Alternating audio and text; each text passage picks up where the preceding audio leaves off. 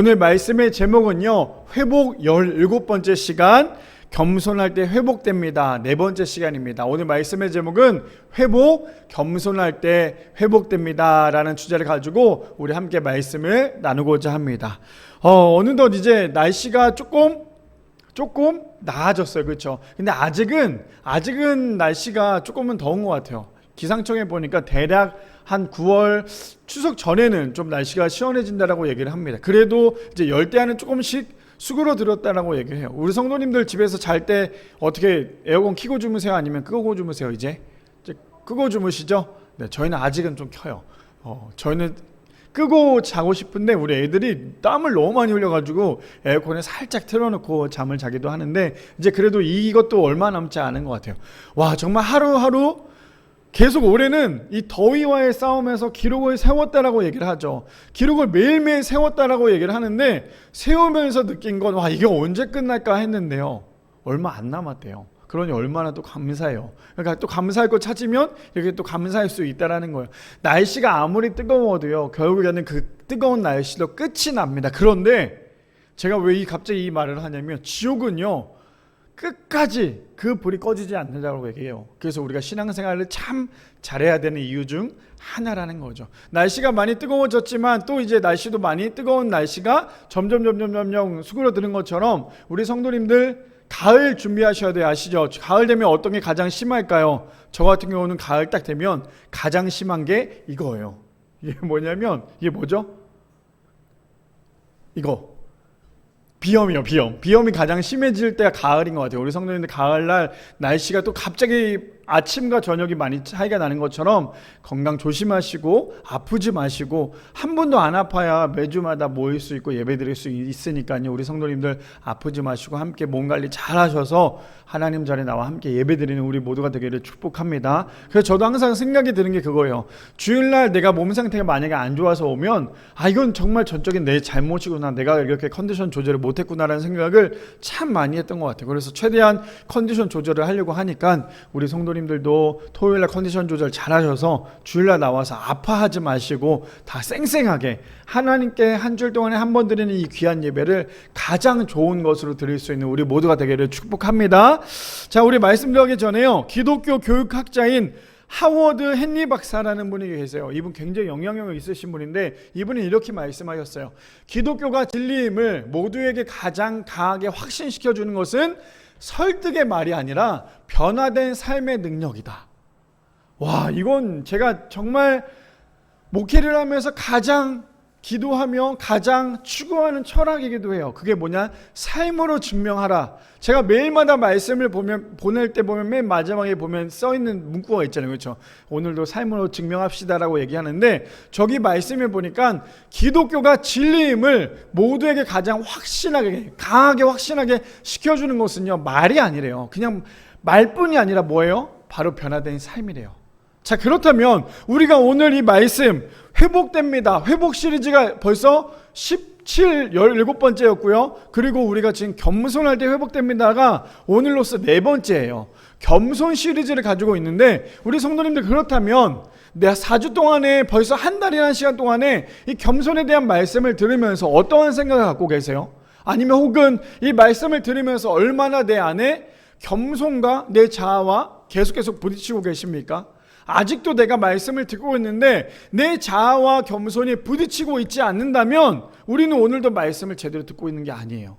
근데 내가 매주마다 듣고 있는 이 겸손에 대해서 내 자아와 겸손이 계속해서 부딪힌다는 건 하나님의 말씀이 내 삶을 통하여 나를 계속 찌르고 있다는 거예요. 바라기는 우리 모든 성도님들, 이 겸손이라는 말씀을 우리가 계속해서 듣고 있는데 그냥 단순히 듣고 끝나는 것이 아니라 이 말씀을 통하여 우리의 자아와 내 자아와 이 겸손과 계속 끊임없이 부딪혀서 내가 하나님 앞에 완전히 겸손하고 사람들 앞에 완전히 겸손할 수 있는, 물론 말씀을 전하는 저조차도 이게 참 안 되지만 사실 제가 매주마다 선포할 때마다 이 말씀을 선포하잖아요. 근데 이 말씀을 제가 또 듣고 또 듣고 또 들을 때마다 항상 하는 생각은 이 말씀 결국에 저에게 하는 말씀이거든요.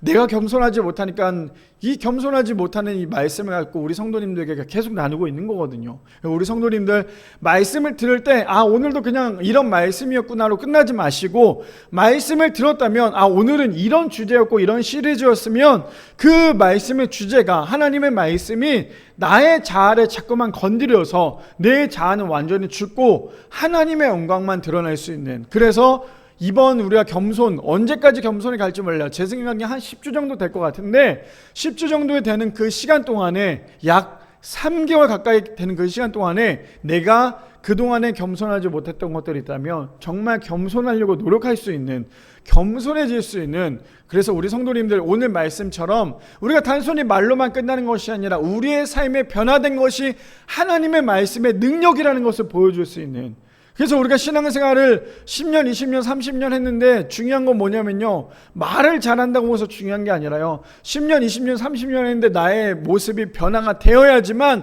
하나님의 말씀이 살아있다는 증거라는 거예요. 바라기는 우리 모든 성도님들 하나님의 말씀은 살아있습니다. 근데 그 살아있는 말씀이 나의 삶 가운데 적용하여서 내가 하나님의 말씀 가운데 완전히 굴복할 수 있는, 그래서 오늘도 이번 한 주도 하나님의 말씀이 나를 움직이고 나를 변화시킬 수 있는, 그래서 나의 모습을 통해 믿지 않은 사람들이 하나님을 알아갈 수 있는 우리 모든 성도님들 되시기를 축복합니다. 자, 그렇다면 오늘 말씀의 제목 무엇입니까? 회복 17번째 시간, 겸손할 때 회복됩니다. 4번째 시간을 통해서 우리 함께 말씀을 나누고자 하는데요, 첫 번째입니다. 모든 사람과 화목하되어 반드시 그리스도인답게 행동해야 한다라는 거예요. 첫 번째, 모든 사람과 화목해야 하지만 반드시 그리스도인답게 행동해야 합니다. 우리 본문 볼까요? 본문 우리 그동안에 14절부터 나눴다면 저번주에 제가 말씀드렸죠. 오늘은 17절부터 마지막 21절까지 나누려고 하는데, 첫 번째 17절 말씀을 이렇게 시작합니다.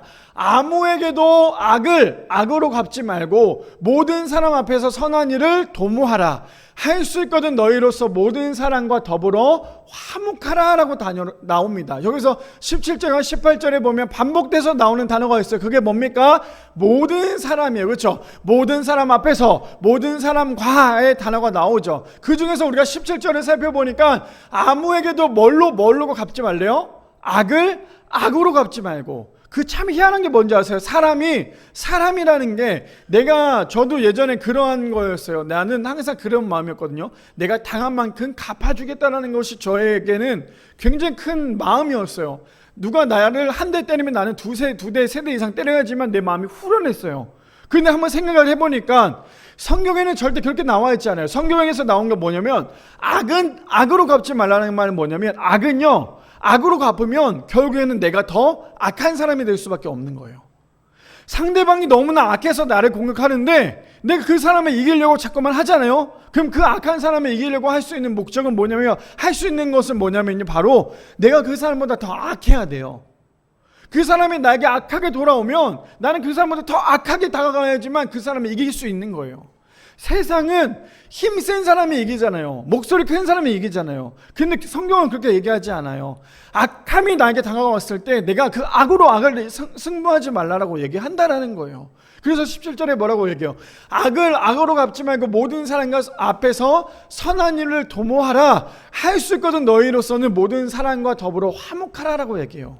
근데 우리가 저기서 한 가지 봐야 될 건 뭐냐면요, 저기서 모든 사람이라는 단어는 하나님을 믿는 사람만 얘기하는 게 아니에요. 믿지 않는 사람들도 얘기하고 있는 건데, 우리 성도님들 여기서 우리가 잘 이해해야 될 것 중에 하나가 뭐냐면, 성경에서 모든 사람과 함께 화목하라는 단어가 나오죠. 근데 저 말하는 화목하라는 거, 그러면 모든 사람과 세상 사람, 하나님을 믿지 않는 사람이 잘못한 거에 대해서 나에게 와도 내가 그거에 대해서 타협해도 되겠네. 혹은 믿지 않는 사람, 하나님을 믿지 않는 사람이 나에게 정말 잘못된 것들, 미신이나 혹은 술이나 담배를 가지고 나에게 유혹을 했을 때 내가 그것에 대해서 이 사람은 그럴 수 있지 라고 이렇게 긍정적으로 가도 되겠네 라고 생각을 하겠지만, 성경에서 저렇게 화목하라, 모든 사람과 화목하라는 그 말은 그 사람의 하는 거에 대해서 이해하고 긍정적으로 생각하란 말이 아니에요. 우리가 잘 알아야 될 건 뭐냐면 절대로 아까 전에 첫 번째 주제가 뭐였습니까? 모든 사람과 화목하되 중요한 건 뭐냐? 반드시 해야 될 것은 그리스도인답게 행동해야 된다는 거예요. 그렇다면 믿지 않은 사람들이 나에게 다가왔을 때 술과 담배와 그 밖에 미신과 그 밖에 수많은 우상으로 나에게 다가왔을 때 내가 그것을 통하여 저 사람은 그럴 수 있지가 아니라 그것이 화목이 아니에요. 죄와 타협하는 건 화목이 아니라는 거예요. 진정한 화목은 내가 그 사람이 그렇게 다가온다 할지라도 나는 내 모습은 내 행동은 내가 해야 될 것은 그리스도인답게 행동하는 거예요. 그게 왜 그렇게 나오냐? 우리 성도님들 요즘에 계속 이슈가 되는 게 뭔지 아세요? 지금 대구는 동성애 퀴어 축제가 허락이 됐어요. 그래서 지금 동성 광장에는 퀴어 축제가 지금 열리려고 준비를 하고 있어요. 하물며 지금 우리나라의 퀴어 축제가 너무나도 쉽게 열리고 있어요. 제가 왜 오늘 이 말씀을 가져왔냐면 우리 성도님들의 말씀을 좀 더 이해하기 쉽게, 그리고 이것은 반드시 죄라는 것을 우리가 함께 나누기 위해서 제가 저 말씀을 가져오려고 하는데 오늘 말씀 우리가 잘 들으셔야 돼요. 타협하지 말아요. 자 보세요. 그렇다면 우리 이렇게 한번 생각해 볼게요. 예를 들어서 한 사람이 동성애자예요. 동성애자가 교회를 왔어요. 그럼 우리가 그 사람을 향해서 어떻게 해야 될까요? 정죄해야 될까요? 너 동성애자니까 우리 교회 앞에 오지 마. 하물며 교회 앞에 문구에다가 우리는 동성애자를 받지 않습니다, 이렇게 쓰는 게 진정한 교회일까요? 그건 아니에요. 동성애자가 온다면 우리가 해야 될 건 뭐냐면 그 사람들을 이해하는 게 아니라요, 그 사람들이 그것을 나을 수 있도록 기도해 줘야 되고 권면해 줘야 돼요. 우리가 미워해야 될 건 그 사람이 아니라 동성애 죄 자체라는 거예요. 이해되세요? 우리 성도님들 이걸 반드시 알아야 돼요. 제가 청소년 사역을 하면서 제가 우리 여기 해용 성도님이랑 우리 예은 성도님들 계시지만 제가 예전에 그 교회에서 여름 수련회 집회를 하면서 애들이랑 대화했을 때 가장 큰 이슈가 뭐였냐면 애들이 저랑 한두 시간 새벽까지 같이 저랑 대화했던 것 중에 하나가 동성애였어요. 근데 아주 쉽게 애들은 그 동성애에 대해서 뭐라고 얘기했냐면 이게 뭐가 잘못된 거냐, 하나님께서 모두를 사랑하라고 하는데 이게 왜 잘못된 거냐, 이것도 사랑하면 되는 거 아니냐. 아니에요. 하나님이 말씀하신 사랑은요, 사람을 사랑하는 거지만 죄를 사랑하라고 말씀하시지 않았다는 거예요. 자, 그래서 오늘 우리 말씀을 좀 집중해서 잘 들으셔야 됩니다. 우리 요한복음 15장 18절 말씀부터 볼게요. 세상이 너희를 미워하면 너희보다 먼저 나를 미워한 줄 알라라고 시작을 합니다. 뭐예요? 세상이 누구를 미워하면요, 우리보다 우리가 믿는 예수님을 더 미워한다라는 거예요. 그러니까 우리는 왜 자꾸만 세상이 나를 미워하지가 아니라요, 우리가 믿는 예수님을 더 많이 미워하고 있다는 거 성경은 얘기하고 있대. 그러니까 너네들 너무나 근심하지 말라라는 거예요. 그뿐 아닙니다. 3장 20절 말씀에 보니까 이렇게 얘기해요. 악을 행하는 자마다 빛을 미워하여 빛으로 오지 아니하나니 이는 그 행위가 드러날까 함이요. 자, 우리 성도님들 생각해 볼까요? 이 죄라는 것은 언제 제일 많이 발생되는 줄 아세요? 죄? 낮일까요? 해가 떴을 때일까요? 아니면 해가 진 밤이었을까요?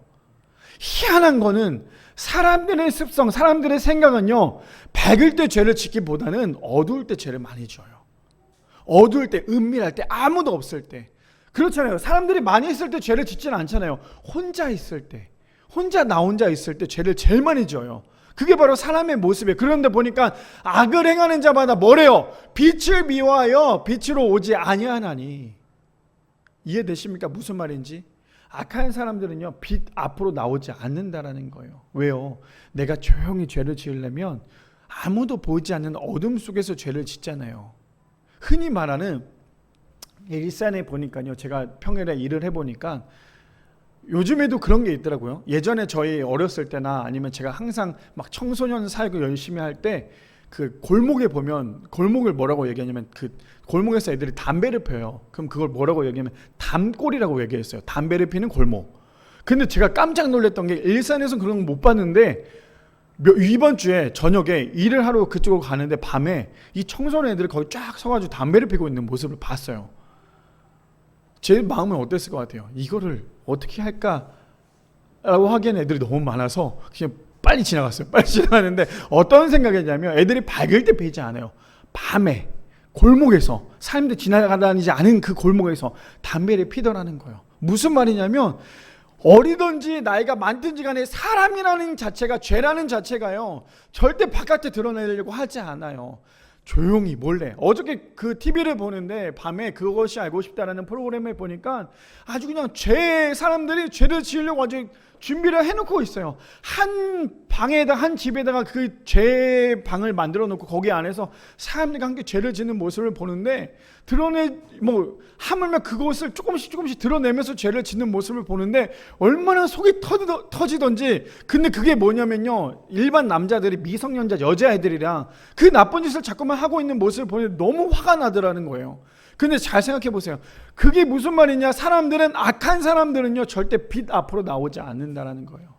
죄는 몰래 하지 드러내고 하지 않는다라는 거죠. 우리 성도님들 한번 생각해 보세요. 한 줄 동안에 살면서 죄 지었을 거 아니에요. 죄 안 지은 사람 있으세요? 죄 지었잖아요. 죄 지었을 때 어때요? 몰래 하죠. 앞에 드러내고 하지 않잖아요. 저기 사람들 내가 지금 죄를 짓습니다, 내 죄를 보세요라고 하지 않잖아요. 몰래 내 죄를 짓고 있는 게 우리의 모습이잖아요. 지금 본문도 그거예요. 그래서 뭐라 그래요? 이는 그 행위가 드러날까 하며. 그래서 이 죄라는 것은 우리가 자꾸만 그 죄에 대해서 노예가 되지 말고 노출을 시켜야 돼요. 그래야지만 우리가 죄를 짓지 않을 수 있다는 거죠. 베드로전서 3장 9절 말씀에 이렇게 이야기합니다. 뭐라고 얘기하냐면, 현대인의 성경인데 볼까요? 악을 악으로, 욕을 욕으로 갚지 말고 오히려 축복해 주십시오. 그것은 여러분이 하나님의 복을 받아 누리도록 부르심을 받았기 때문입니다 라고 얘기합니다. 뭐라고 얘기해요? 그거에 대해서 어떻게 하래요? 오히려 축복해 주래요. 오히려 축복해 주세요. 왜냐하면 하나님께서 우리를 부르신 목적이기 때문이라는 거예요. 악을 악으로, 욕을 욕으로 갚지 말고 오히려 축복해 달라는 거예요. 근데 우리가 저 말씀 잘 이해해야 될 건 그 다음 주부터 우리 그 말씀이 어떤 말씀인지 볼 건데요. 자, 아까 제가 서두에도 말씀드렸던 말씀이 이제 등장합니다. 디모데전서 1장 8절에서 10절 말씀에 보면 이렇게 시작을 하죠. 우리가 아는 대로 사람이 율법을 옳게 사용한다면 그것은 좋은 것입니다. 그러나 율법은 의로운 사람을 위하여 있는 것이 아니라 법을 어긴 사람, 거역한 사람, 경건치 않은 사람, 죄인, 거룩하지 않은 사람, 하나님을 모욕한 사람, 그 다음 부모를 죽이는 사람, 살인자, 그 다음에 10절에 이게 나와요. 음행하는 사람, 제가 노란색 색칠로 해놨죠. 뭐예요? 동성연애를 하는 사람, 유괴범, 거짓말쟁이, 거짓 증언자, 그 밖에 건전한 교훈을 반대하는 사람을 위해 있는 것입니다. 우리가 잘 알아야 될 건 뭐냐면요, 죄는 다 똑같다라는 거예요. 죄는요, 저기서 보면 동성애자나 거짓말하는 장이나 거짓 증언하는 사람이나 유괴범이나 그 밖에 모든 것들이 다 똑같은 죄라는 거예요. 근데 중요한 건 뭐냐면, 동성연애가 왜 저기 나왔을까? 계속 볼까요? 고린도전서 6장 보면 이렇게 나와요. 의롭지 못한 사람은 하나님 나라에 들어가지 못하는 것을 모르십니까? 속지 마십시오. 음란한 사람과 우상 숭배자와 가늠한 사람과 여자를 좋아하는 사람과 동성연애자와. 근데 저기서 보면 9절에 보면 첫 번째 뭐라고 얘기해요? 하나님의 나라에 들어가지 못한다는 것. 얼마나 큰 죄라는 걸 이해되세요? 얼마나 큰 죄라는 거? 이거는 반드시 죄예요. 자, 그 다음 넘겨주세요. 10절. 도둑과 탐욕이 많은 사람과 술 취하는 사람과 욕설에 일삼는 사람과 착취자는 하나님 나라에 들어가지 못합니다. 이해되십니까? 어떤 말씀인지? 동성애자를 제가 왜 저기에다 표시를 해놨냐면, 최근에 감리교 목사님 한 분이 동성애자들을 축복해주는 그게 있었어요. 그래서 지금 계속 감리교와 법적으로 다투고 있어요. 이 사람을 목회자로서 추방을 한다 안 한다, 그 얘기를 계속 하고 있어요. 근데 저는 그걸 볼 때마다 어떤 생각이 드냐면, 저 목사님이 성경을 제대로 알고 있다면 저렇게 할 수 있을까? 생각해 보세요. 저 목사님의 마음은 뭐냐면요, 이렇게 얘기를 하시더라고요. 사람들을 사랑해야죠. 성경에서는 사랑하라고 하는데 죄까지도 사랑하라는 말은 성경은 없잖아요.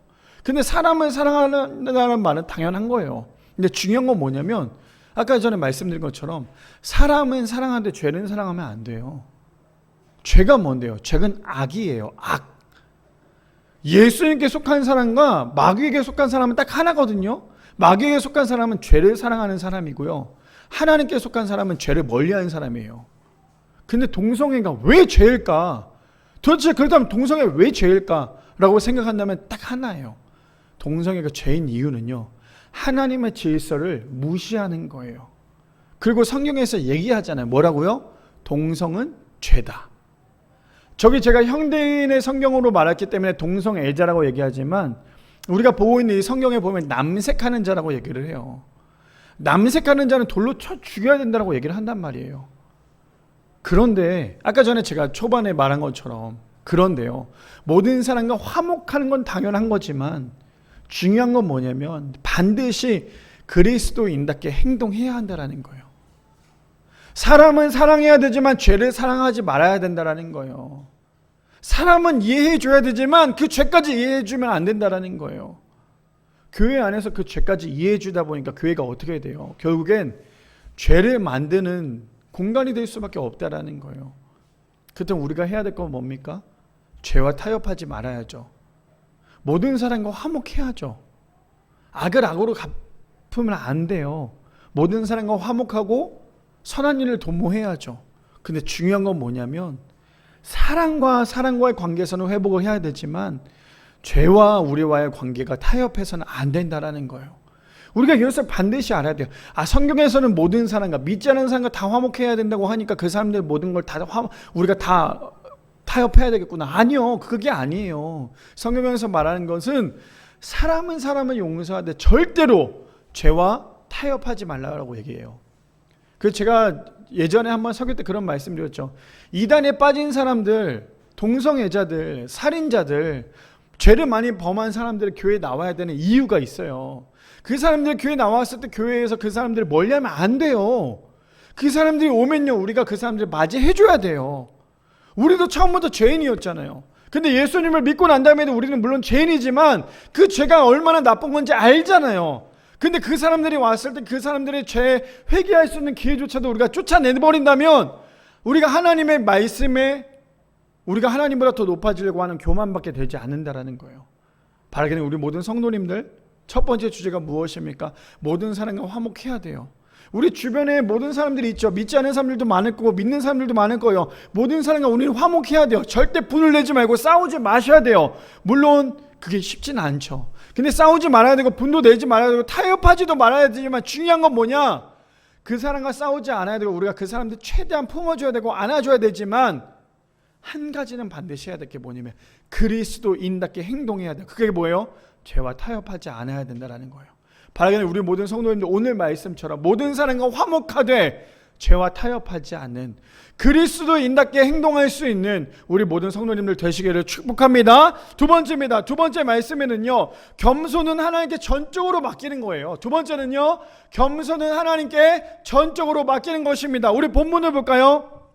로마서 12장 19절에서 20절 말씀해 보니까 이렇게 시작합니다. 내 사랑하는 자들아, 너희가 친히 원수를 갚지 말고 하나님의 진노하심에 맡기라. 기록되었을 때 원수 갚는 것이 내게 있으니 내가 갚으리라. 주께서 말씀하시니라. 내 원수가 줄이거든 먹이고 목마르거든 마시게 하라. 그리함으로 내가 숯불을 그 머리 위에 쌓아 놓으리라 말씀하십니다. 자, 우리가 저 말씀의 19절에 보니까 뭐라고 얘기해요? 내 사랑하는 자들아, 너희가 친히 뭐 하래요? 원수를 갚지 말래요. 우리가 솔직히 상대방에게 나쁜 상대방에게 있잖아요. 그렇죠? 나를 힘들게 하는 사람이 있잖아요. 근데 그 사람에게 악을 악으로 갚지 않으려고 하는 건 뭐냐면 내가 친히 그 사람의 그 원수를 갚지 말아야 돼요.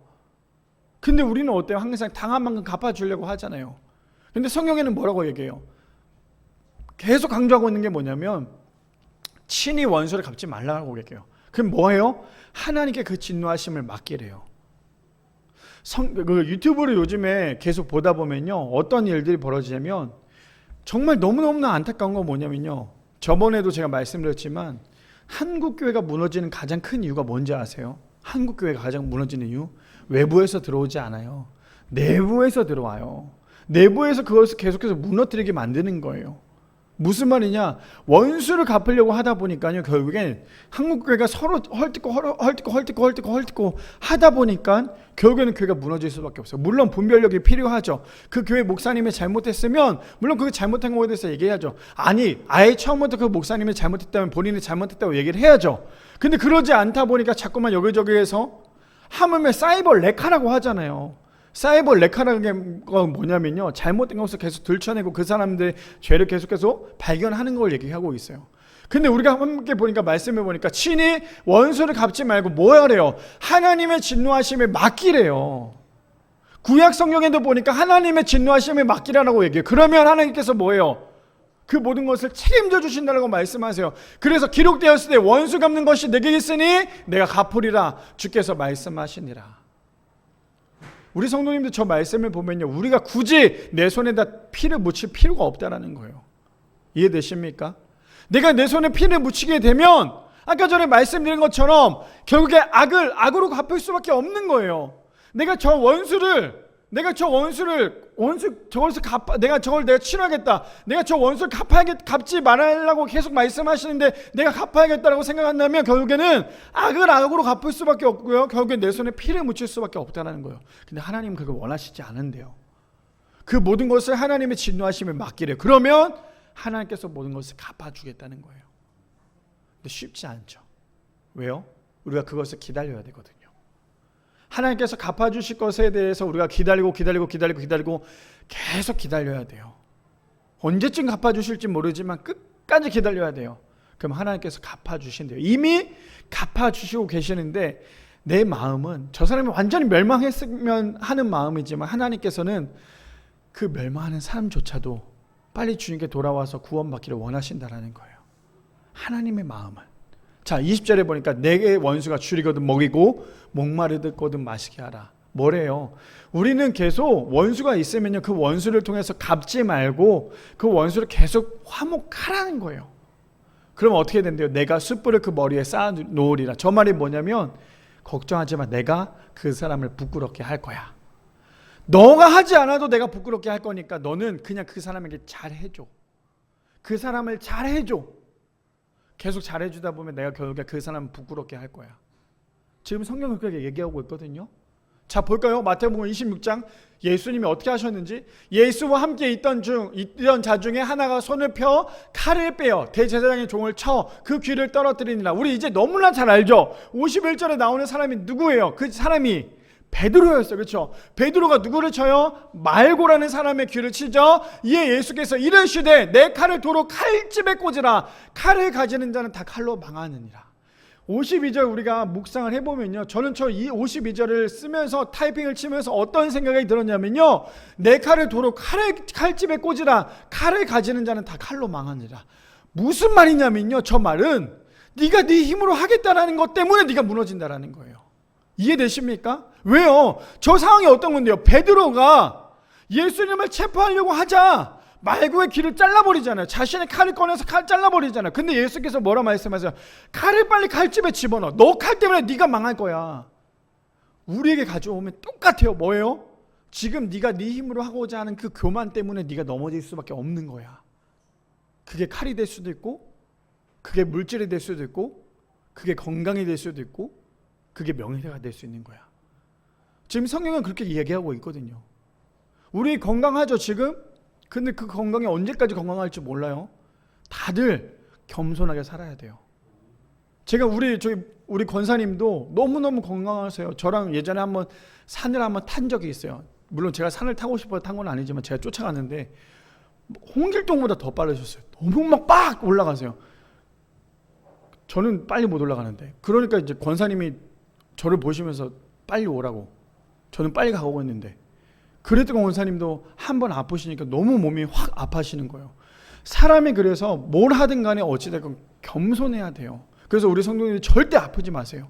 절대 아프시지 말고 건강하게 언제나 하나님 앞에 설 수 있는 우리 모두가 되기를 바랍니다. 자, 그래서 52절 그래서 말하죠. 내 칼을 도로 칼집에 꽂으라. 저 말씀을 저 칼이라고 생각하지 마시고 내 믿음 가운데 과연 내가 가지고 있는 교만이 무엇이 있을까? 그걸 좀 생각해 보시면 좋을 것 같아요. 아시겠죠? 칼이 내가 가지고 있는 교만 어떤 걸까라고 생각하시면 좋을 것 같습니다. 자, 53절입니다. 이렇게 얘기합니다. 너는 내가 내 아버지께 구해요. 지금 12군단도 더 되는 천사를 보내게 하실 수 없는 줄 아느냐. 지금 예수님 뭐라고 말씀하세요? 네가 그놈의 조그만 칼로 이거 하지 않아도 내가 하나님께 얘기하면 천군 천사 12군단보다 더 많은 그 천사들을 보내서 이것들을 해결하지 못할 것 같아? 지금 예수님께서 그렇게 말씀하고 계시는 거예요. 그래서 우리가 해야 될 건 뭐예요? 내가 하려고 하는 게 아니라 하나님께 끊임없이 구하고 우리가 하나님께 모든 것을 맡겨야 된다라는 거예요. 하나님께 맡기지 않으니까요, 자꾸만 내가 내 칼집을 꺼내려고 하는 게 내 모습이에요. 하나님께 맡기지 않으니까 이 칼집을 꺼내서 자꾸만 휘두르고 있는 게 내 모습이라는 거예요. 근데 예수님은 예수님께서 지금 체포되시는 그 예수님께서 능력이 안 돼서 힘이 안 돼서 그 사람들에게 체포당하고 계시는 걸까요? 정말 예수님께서 힘이 없어서 그 사람들에게 체포당하고 있는 걸까요? 아니잖아요. 예수님은 그 사람들 다 한 번에 끝낼 수 있으신 분이지만 예수님은 지금 누구에게 맡겼어요? 내 자신에게 한 게 아니라 하나님께 맡겼어요. 54절에 이렇게 얘기하죠. 그래서 내가 만일 그렇게 하면 이런 일이 있으리라 한 성경이 어떻게 이루어지겠냐 하시더라. 예수님께서 그 사람들에게 잡혀가셨던 이유는 성경을 완성하기 위함이었어요. 성경에서 예언했던 예언자들의 말씀, 하나님께서 말씀하셨던 그 말씀을 예수님께서 그 말씀대로 이루기 위함이었다는 거예요. 만약에 예수님께서 저 상태에서 잡혔는데 야 놔, 나 예수야, 나 하나님 아들이 몰라? 이러고 예수님께서 그 자리에 떴다면 우리가 지금 읽고 있는 이 성경의 말씀은 지금 읽고 있을 수 없겠죠. 근데 예수님은 그 말씀을 이룬다라는 건 뭐냐면요, 하나님의 말씀을 이룬다는 건 뭐냐면 하나님의 말씀을 죽기까지 순종했다는 거예요. 솔직히 얼마나 자존심 상하겠어요. 만왕의 왕이신 하나님께서, 인간을 지으신 하나님께서 인간 손에 붙잡혔을 때 얼마나 자존심 상했겠어요, 우리가 봤을 때는. 근데 그럼에도 불구하고 예수님은 죽기까지 순종했다라는 거예요. 자, 그뿐 아닙니다. 사무엘상 17장 47절에 보면 비슷한 사건이 또 나와요. 어떤 거냐면 또 여호와의 구원하심이 칼과 창에 있지 아니함을 이 무리에게 알게 하리라. 전쟁은 여호와께 속한 것인지 그가 너희를 우리 손에 넘기시래. 누구예요? 누구와 누구의 싸움이에요? 다윗과 골리앗의 싸움이죠. 다윗과 골리앗의 싸움에서 다윗이 대단해서 골리앗을 무너뜨렸을까요? 다윗이 기가 막히게 명중해서 이 물맷돌을 휑휑휑 수만 번, 수천 번, 수억 번 연습을 해서 골리앗을 무너뜨렸을까요? 아니에요. 다윗이 그 물맷돌을 던졌는데 땅바닥에 떨어진다 할지라도 그 돌에 튕겨서 골리앗의 맞방에 맞는 것도 하나님의 능력이고 하나님의 은혜라는 거예요. 그래서 지금 뭐라 그래요? 또 여호와의 구원하심이 뭐에 있대요? 칼과 창에 있지 아니함을 이 무리에게 알게 하리라. 다윗은 아주 그냥 대단했던 사람이에요. 왜요?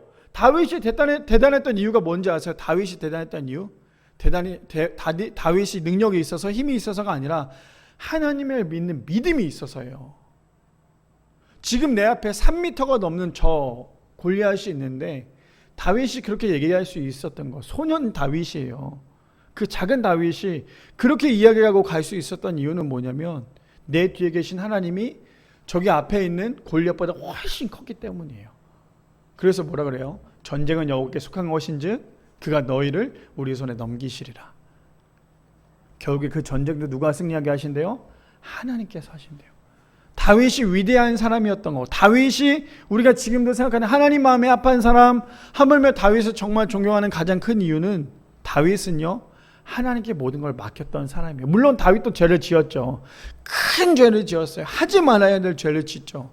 근데도 불구하고 다윗은 하나님께 돌아왔던 사람이에요.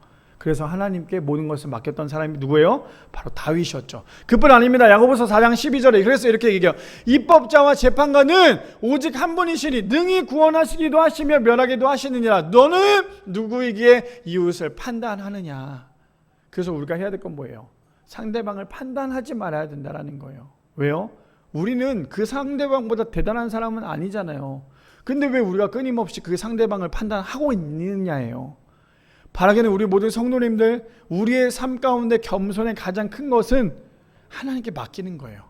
하나님께 우리의 모든 것을 맡겨서, 하물며 나의 모든 관계와 모든 상황과 모든 환경까지도 하나님께 맡겨서 하나님께서 나를 통하여 하실 수 있도록, 하나님의 일을 내가 침범하는 것이 아니라 하나님께서 하나님의 방법대로 역사하실 수 있도록 하나님께 모든 것을 맡길 수 있는 겸손한 우리 성도님들 되시기를 축복합니다. 마지막 세 번째입니다. 마지막 세 번째 뭐예요? 겸손할 때 회복된다라는 거예요. 마지막 세 번째는요, 겸손할 때 회복됩니다. 우리 본문 볼까요? 마지막 말씀입니다.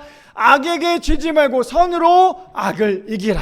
마지막 피니시죠. 악에게 지지 말고요, 선으로 악을 이기라. 너무너무 어려운 말씀이에요. 너무너무 힘든 말씀이죠. 근데 우리 성도님들 저 말씀을 해야 되는 가장 큰 이유는요, 예수님께서 하셨기 때문이에요. 그래서 악에게 지지 말고요. 아까 뭐라 그랬어요? 모든 사람과 함께 화목하고 도모하라고 하지만 가장 중요한 건 뭐냐면요, 악을 악으로 갚지 말라고 했던 건 뭐냐면 악에게 지지 말라라는 거예요. 근데 그러면 그 악을 뭘로 이겨야 돼요? 선으로 이겨야 돼요. 일을 하다 보면요, 참 마음 아플 때가 참 많아요. 이거는 뭐 제 이야기이기도 하지만 우리 성도님들도 당연히 있을 만한 이야기일 거예요. 일을 하다 보니까 나는 내가 조금 잘못한 것도 물론 있었어요. 잘못한 것도 있었고 상대방도 잘못을 했어요. 근데 전 같았으면 제가 그 사람에게 막 화를 냈을 거예요. 그 사람의 창문을 열고 저한테 막 화를 냈거든요. 삿대질을 했어요. 그럼 제가 예전 같았으면 저도 막 화를 냈겠죠. 희한한 게 이 자동차가 이렇게 좀 막 밀고 들어올 때가 있어요. 일을 하다 보면. 왜냐면 나는 너무나 작은 그거니까. 근데 밀고 들어올 때가 있지만 그럴 때마다 항상 피해 다녀야 되는 게 저의 입장이지만, 근데 그때는 조금 위험했어요. 신호를 봤는데 난 그 사람은 비보였고 저도 이제 그 신호를 보고 갔기 때문에, 근데 그 사람의 창문 열고 저한테 막 욕을 하는 거예요. 근데 물론 제가 하이바를 쓰고 있었기 때문에 그 사람이 막 뭐라고 욕을 하는지는 몰라요. 왜냐면 저는 찬양을 듣고 있기 때문에 뭐라고 욕을 하는지 모르지만 그 사람의 표정을 보면 알잖아요. 막 인상을 찌푸리면서 축복해요, 사랑해요 이렇게 하는 사람 없잖아요. 그렇죠? 인상을 찌푸리면 뭐예요? 욕을 하고 있는 거잖아요. 그러니까 그 사람 막 욕을 했어요. 게다가 딱 신호가 걸렸네. 앞에서 제가 내렸죠. 그 사람은 창문을 내리고 있었고, 그래서 제가 그 사람에게 딱 가서 뭐라고 얘기했냐면, 제가 죄송합니다라고 90도로 인사를 했어요. 사실 제 마음이 어땠을 것 같아요? 그때 제가 90도로 인사했을 때, 와, 내가 이렇게까지 살아야 되나? 그 생각도 되게 많이 들었어요. 근데 제가 내려서 90도로 그 사람한테 인사해서 죄송합니다, 저 때문에 그랬으면 죄송합니다라고 했어요. 왜냐면 그 사람이 저한테 막 욕을 했기 때문에. 근데 그 사람이 제가 인사하자마자 그 사람이 뭐라고 얘기하냐면, 제가 죄송해요, 제가 너무 과했네요, 저한테 그렇게 얘기를 하더라고요. 근데 제가 그걸 딱 보는 순간 어떤 생각이 들었냐면, 오늘 말씀에 이 말씀이 그 말씀이구나. 내가 아무리 그 사람이 나한테 뭐라 한다 할지라도 내가 그 사람과 똑같이 욕을 했다면 예전 같았으면 똑같이 욕을 했겠죠. 우리 아내가 제일 잘 알아요. 제가 어땠는지 막 같이 막 그랬던 거. 그런데 그걸 딱 하자마자 제가 내려서 공손하게 죄송합니다라고 인사를 했어요. 90도로. 그랬더니 그 사람이 그제서야 저의 모습을 보고 난 다음에, 왜냐면 보통 사람들은 그렇게 인사 안 하거든요. 그냥 휙 가거나 그렇게 끝나거든요. 근데 딱 같이 인사를 하니까 그 사람이 내가 너무 과해서 미안하다고, 조심히 운전하라고 저한테 그렇게 얘기를 하더라고요. 무슨 말이냐면 상대방이 나에게 악으로 왔을 때 굳이 악으로 갚으려고 하지 마세요. 희한한 건 그게 먹히더라는 거예요. 악으로 다가왔을 때 내가 선으로 다가가면 그 악을 이길 수 있더라는 거예요. 그러니까 우리 성도님들, 굳이 상대방이 나에게 악으로 다가왔을 때 내가 목소리 더 크다고 해서 더 소리 지르지 마세요. 저 목소리 큰 거 아시죠? 한 번도 싸움에서 진 적이 없어요. 상대방이 소리를 지르면 전 더 컸어요. 물론 기도 많이 해서 목 쉴 땐 빼고는. 그랬는데 제가 반대로 그 사람 앞에 수그리고 들어가니까 그 사람이 민망해 하더라는 거예요. 근데 성경은 그렇게 얘기해요. 악을 악으로 갚지 말고 선으로 악을 이기라. 자, 볼까요? 마태복음 5장 38절부터 죄송해요. 제가 이 말씀을 읽는데 너무너무 우리 성도님과 나누고 싶어서, 그게 뭐냐면 가장 위대한 사람은요, 가장 많은 업적을 남긴 사람이 아니라요, 가장 많이 용서한 사람이래요.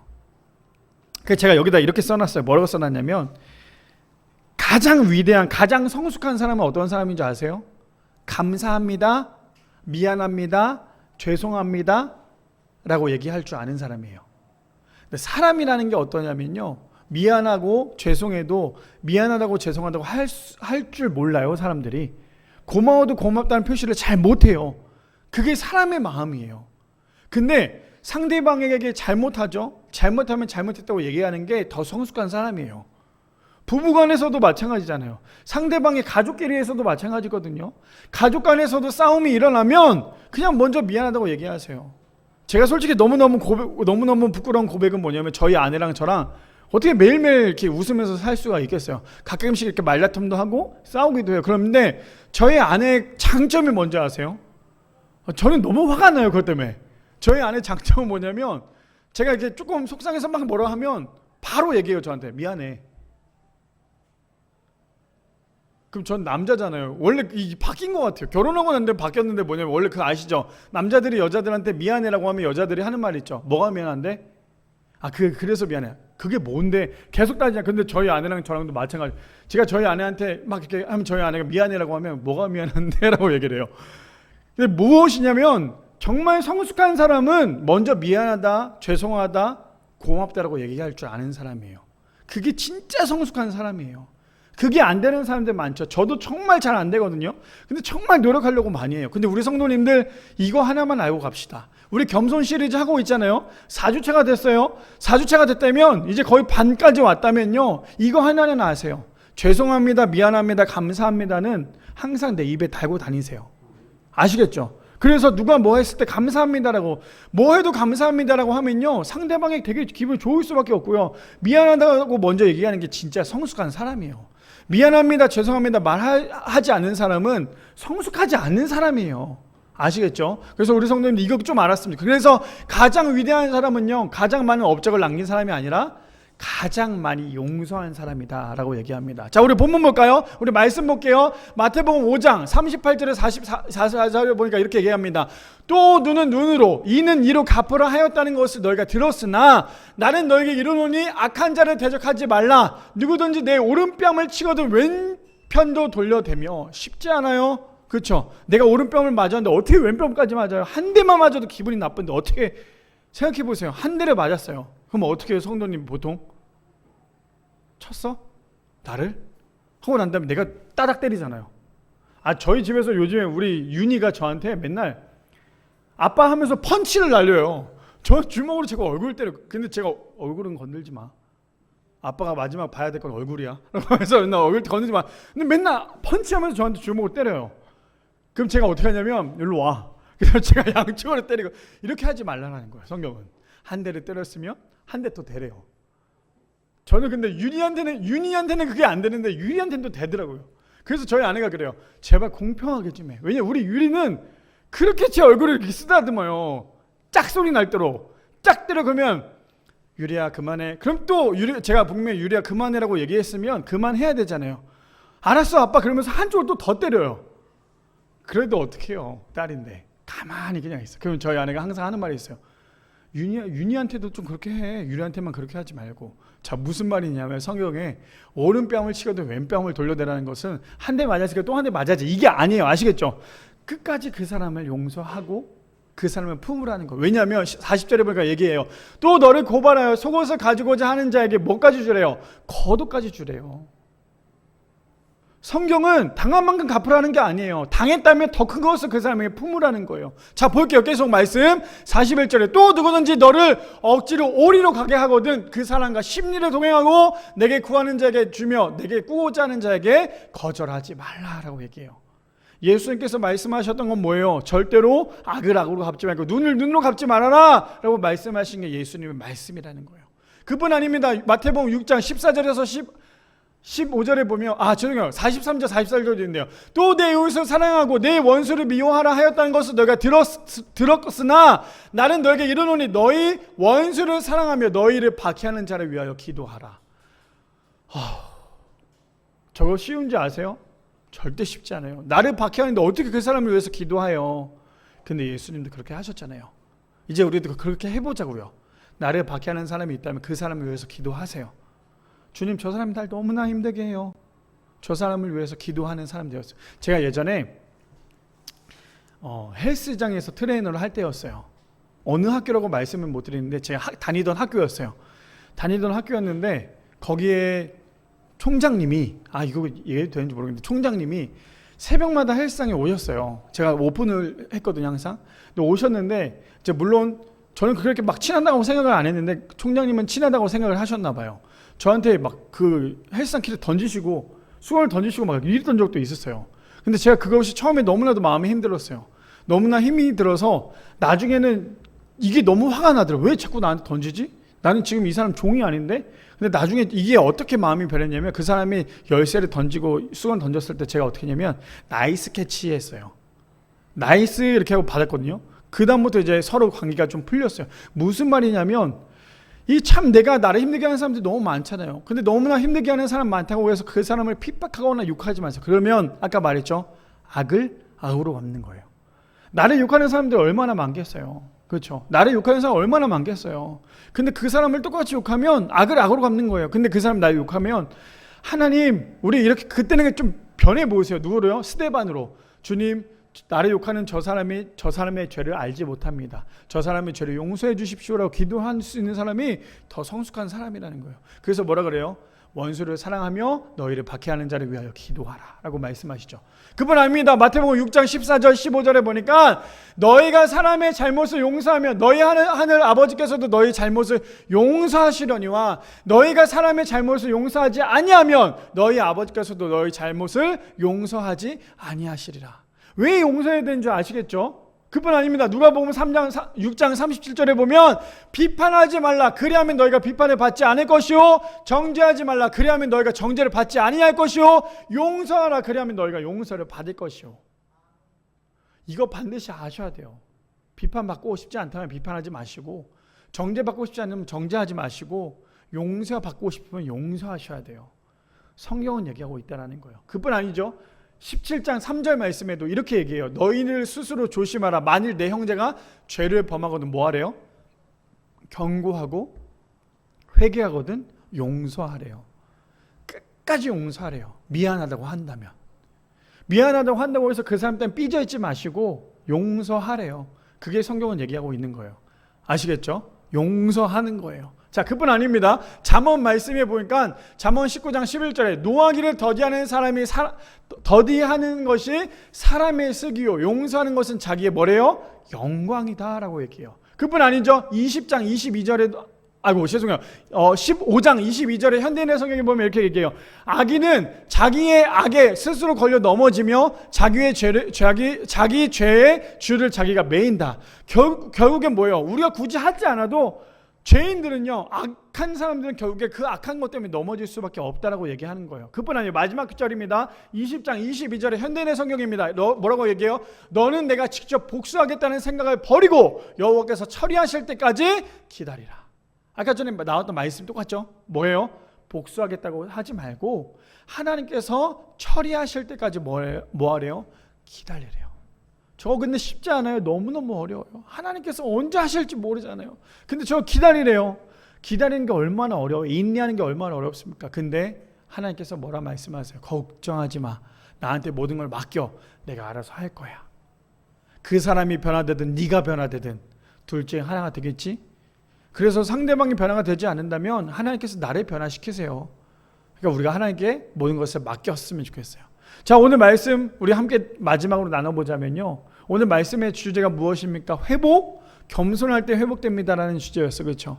오늘 그래서 가장 큰 단어는 뭐냐면 용서라는 단어도 있었겠지만 우리가 오늘 말씀을 쭉 한번 생각을 해본다면 우리가 그동안에 겸손했던 거 얼마나 큰 겸손 가운데 살아왔는지 한번 생각을 해본다면요. 오늘의 이 말씀은 우리가 하나로 정리하자면 결국에 뭐예요? 하나님께 맡기는 인생이 되어야 되고 중요한 건 가장 큰 중요한 건 뭐냐면 첫 번째 주제처럼 모든 사람과 화목하지만 가장 중요한 건요 그리스도인답게 행해야 된다라는 거. 그래서 우리 모두는 그리스도인답게 행한다는 건 가장 한마디로 정리하자면 이거예요. 겸손할 수 있다라는 거예요. 그래서 바라기는 우리 모든 성도님들 우리가 지금 벌써 4주째 겸손에 대해서 나누고 있습니다. 우리 모두 다 아까 전에 말씀드린 건 뭐였어요? 죄송합니다. 미안합니다. 감사합니다. 이번 한 주 동안에 한 번 이상씩 이 단어를 꼭 쓰세요. 아시겠죠? 어떠한 상황이 온다 할지라도 감사합니다. 어떠한 상황이 온다 할지라도 미안합니다. 죄송합니다. 우리 입 밖에 먼저 낼 수 있는. 그래서 우리가 겸손을 듣고 끝나는 것이 아니라 진짜 우리의 삶으로 겸손을 실천해 나갈 수 있는, 그래서 정말 주님의 자녀답게 살아갈 수 있는 사랑하는 우리 성도님들 되시기를 축복합니다.